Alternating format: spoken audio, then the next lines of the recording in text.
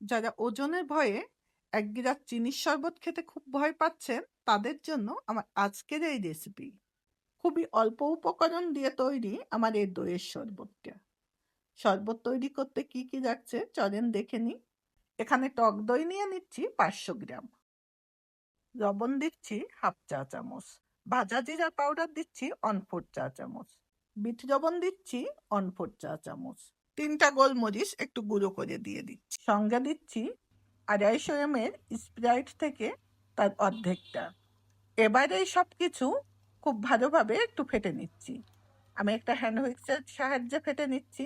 আপনারা চাইলে এটা ব্লেন্ডারে দিয়ে ব্লেন্ড করে নিতে পারেন। খুব ভালোভাবে ফেটে নিয়ে এর ভেতরে যতটুকু স্প্রাইট দিয়েছি ঠিক ততটুকু পানি দিই। পানিটা দিয়ে আবারও আমি ভালোভাবে এটা ফেটে নিচ্ছি। খুব ভালোভাবে ফেটে নিয়ে এবার আমি এর ভেতরে লেবুর রস দিয়ে দিচ্ছি প্রায় ১ টেবিল চামচের মতো। আমি এখানে যে পরিমাণ দইয়ের শরবত বানাচ্ছি এটা দিয়ে আমার ৩ গিলাস শরবত হবে।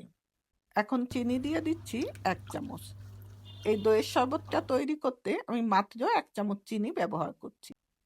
খুব ভালোভাবে ফেটে নিয়েছি। এবারে ঘনত্বটা আমি আপনাদেরকে দেখিয়ে দিচ্ছি। আমি ঠিক এরকম ঘনত্ব রাখছি। আপনারা চাইলে আরো একটু পাতলা বা একটু ঘনও রাখতে পারেন। এবার একটা সার্ভিং গ্লাসে ঢেলে এটা একটু পরিবেশন করে দেখাচ্ছি। অনেক মজা হয় এই দইয়ের শরবতটা। তাছাড়া সারাদিন রোজা রাখার পরে পেটটাও কিন্তু ঠান্ডা রাখতে এই শরবতটা খুবই উপকারী। আজকের রেসিপিটা এখানেই শেষ করছি। আবারও দেখা হবে নতুন কোনো রেসিপির সঙ্গে। ততদিন ভালো থাকবেন। খোদা হাফেজ। সবাইকে রমাদান মোবারক।